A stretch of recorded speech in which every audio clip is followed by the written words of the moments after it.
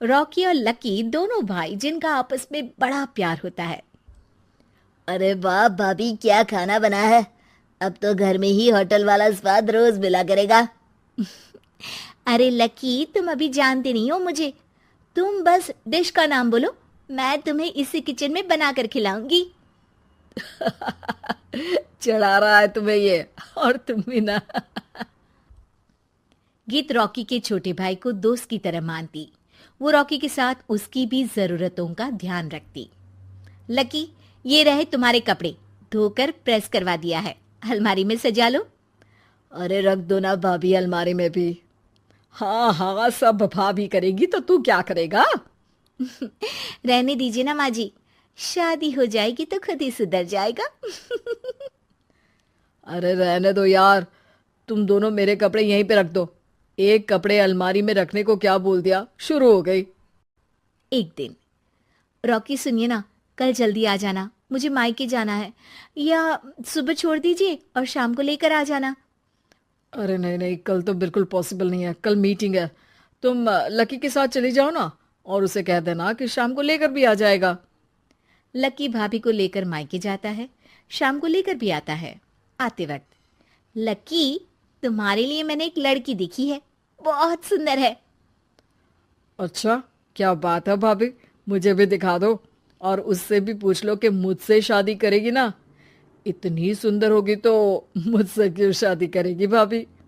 अरे वाह, क्या बुराई है तुम में, इतने अच्छे हो दिखने में। हाँ, बस अपनी भैया से थोड़ा कम हो। हाँ भाभी, आपको तो भैया से अच्छा कोई लगता ही नहीं है। लकी, तुम्हारे भैया हैं ही लाखों में एक।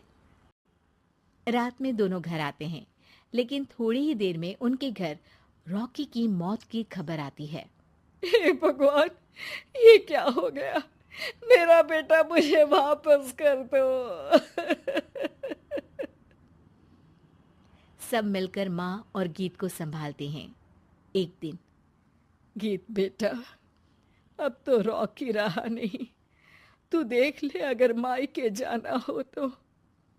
गीत कुछ नहीं बोलती और कमरे में चली जाती है। एक दिन बुआ सास उन लोगों के घर आती है। अरे भाभी, किसकी नजर लग गई आप लोगों के घर में?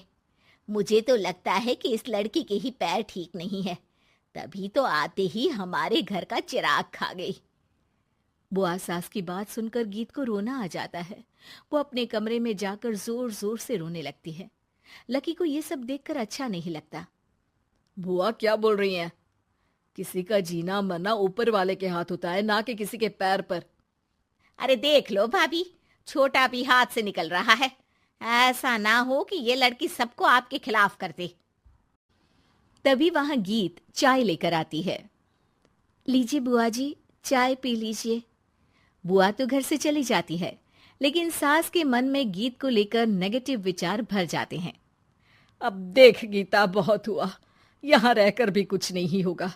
अच्छा होगा कि अपने मम्मी पापा को बोल के तुझे यहाँ से लेकर जाए। और गीत अपने मायके चली जाती है, जहां आस पड़ोस के लोग कहते हैं, अरे रे, बेचारी की शादी के 2 साल ही हुए थे, लेकिन पति नहीं रहा। सास ने भी घर से निकाल दिया।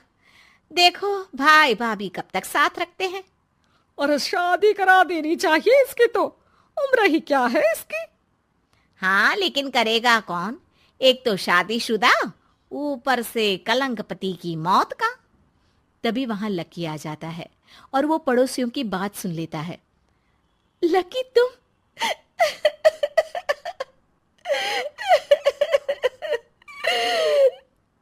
भाभी, ये जमाना आपको जीने नहीं देगा। लेकिन आप चिंता मत करना, मैं आपको आपके हिस्से की सारी खुशियां दूंगा। लीजिए, माँ ने आपका ये बैग भेजा है। इसमें आपके जरूरी सामान है जो वहीं रह गए थे। लकी देखता है कि गीत को ससुराल से लेकर मायके तक हर जगह सिर्फ ताने ही सुनने पड़ते हैं। वो सीधे अपनी माँ के पास जाता है। माँ, एक बात सुनो, ये कहाँ का न्याय है। एक लड़की जो छोटी सी उम्र में अपना पति खो चुकी है, वो अब दुनिया के ताने भी झेल रही है।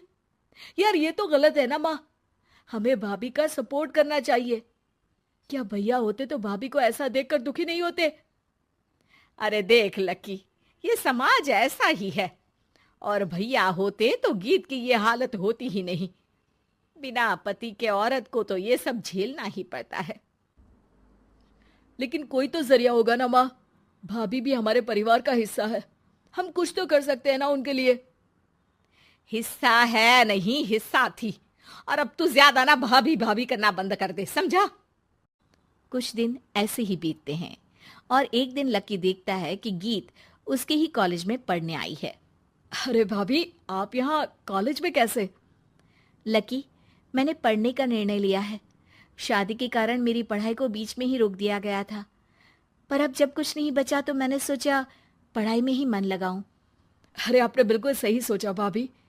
किसी भी तरह की कोई भी जरूरत हो तो प्लीज बिना किसी हिचक के बताना, मैं हूं आपकी मदद के लिए।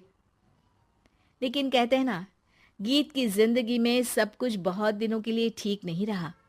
और एक दिन क्लास में, अरे ये विधवा है, इसकी तो शादी हो चुकी है। क्या बात कर रहे हो? हमारे साथ तो बैठकर ऐसे पढ़ाई करती है जैसे बच्ची हो। और अब बच्ची नहीं, बहुत शातिर है ये। किसी को नहीं बताया कि ये शादीशुदा है, वरना हम इसे आंटी आंटी कहकर पुकारते ना।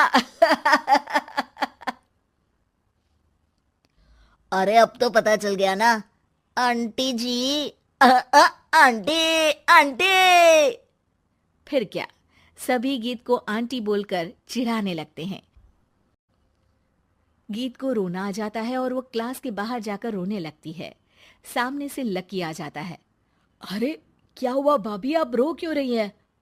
तभी पीछे से एक लड़की आ जाती है। हे हैंडसम, इस औरत से ना दूर रहना, इसके प्यार में मत पड़ जाना, क्योंकि ये शादीशुदा है। हमारे साथ झूठ बोलकर हम जैसी ही रह रही थी। हाँ तो क्या गलत है? सही उम्र में तुम्हारे माता पिता तुम्हारी पढ़ाई छुड़वा देते तो आज तुम भी शादीशुदा ही होती ना। और इनका पति नहीं रहा, उसमें इनका क्या कसूर? अरे कोई अपने जीवन को नई शुरुआत दे रहा है तो तुम लोगों को क्यों मिर्ची लग रही है? अरे तुझे बड़ी दया आ रही है, कर लेना तू शादी। लकी तब तो कुछ नहीं बोलता, लेकिन ये बात उसके मन में घर कर जाती है। और फिर एक दिन, माँ, मैं गीत से शादी करना चाहता हूँ। अरे क्या बक रहा है बेटा, तेरा भाई तो खा गई वो, अब मैं अपना दूसरा लड़का नहीं खो सकती। नहीं माँ, मैं गीत को यूं परेशान नहीं देख सकता। उसका कॉलेज में भी लोगों ने जीना मुहाल कर रखा है। मैं उनसे शादी कर उन्हें फिर से इस घर की बहू बनाऊंगा। तुम मानती हो तो ठीक है, नहीं तो मैं घर छोड़कर चला जाऊंगा। अरे मुझे मंजूर है बेटा। लकी माँ के साथ गीत के घर जाता है और उसका हाथ मांगता है। घर वाले मान जाते हैं। थोड़े से इनकार के बाद गीत भी लकी से शादी करने को मान जाती है।